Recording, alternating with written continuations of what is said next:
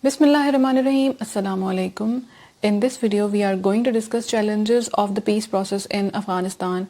But before we get started, please subscribe the channel and hit the bell icon to never miss any update.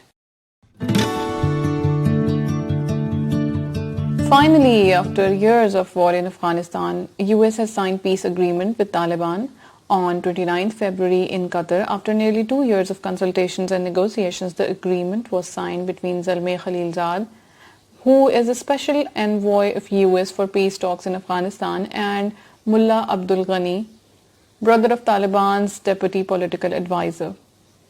So in this video, we will discuss the most important ambiguities and challenges of the peace process.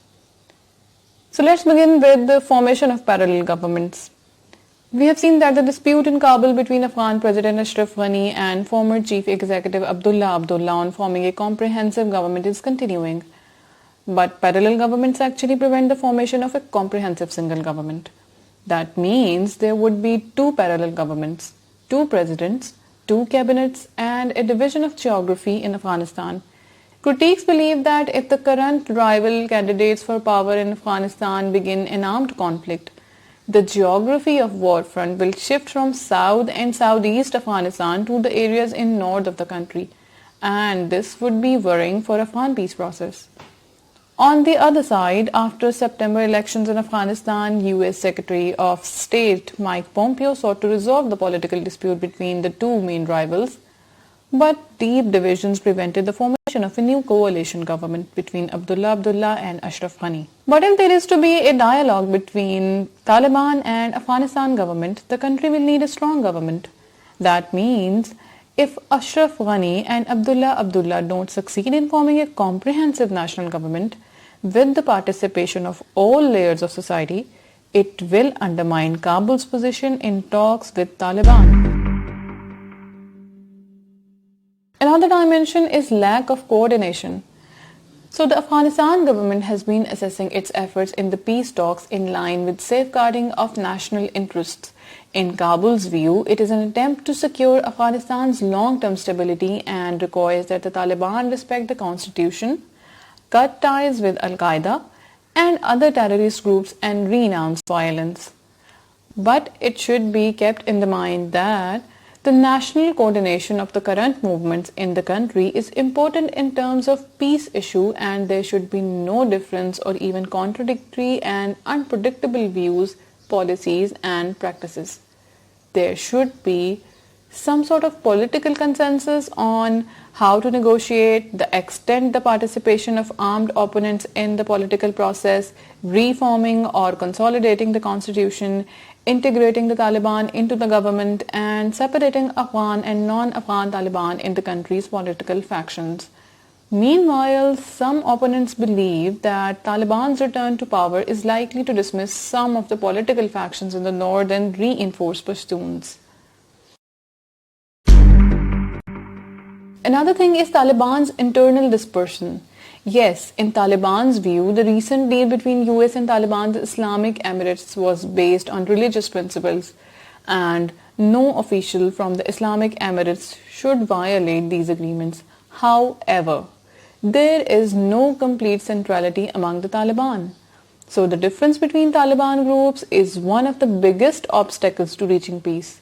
The position of opposing figures and the current differences between Taliban factions and influential figures on whether to abandon their preconditions for ending the conflict in Afghanistan, how to adjust preconditions such as the release of Taliban prisoners, and so on are important. As the Afghan Ministry of Defense former Chief of Staff has said, the Taliban are in trouble and there is some sort of crisis in the group. Some branches may breach the terms of peace agreement, so Taliban should control all its members. In fact, during the 7 days of decreasing violence, the Taliban carried out large and small armed attacks in various provinces. Currently, an offshoot of Taliban is opposed to the US peace agreement, and some dissatisfied Taliban elements may defend some ISIS or other extremist groups. Another area of concern is continuation of violence. Everyone expected that after the signing of peace agreement between the Taliban and the US, violence would be reduced and the ground of intra-Afghan negotiations be formed. But while Taliban appears to have respected their agreement not to attack US and coalition forces, they have continued attacks on Afghan security forces. This is happening while there is no United Nations peacekeeping force or neutral third party to ensure security, and armed groups may be destructive to the peace process. Opponents of the deal argue that the Taliban's capacity to control violence is limited, even they wish to, and release of 5,000 Taliban members may lead to an increase in violence and also increasing opposition from Kabul. Relations with Pakistan.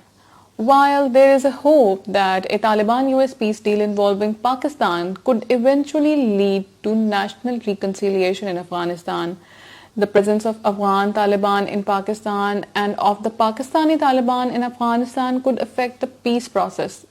In addition, the United States appear to have used all necessary leverage, including suspension of security aid and putting up barrier to International Monetary Fund transactions, to force Pakistan to pressure the Taliban to accept the peace deal. But it has to be said that Pakistan's cooperation is an important element. Islamabad's approach could have a major impact on the achievement of peace with Taliban. Foreign actors. Global and regional actors in Taliban peace process with Kabul should be in line with the process, or at least not diverge from it.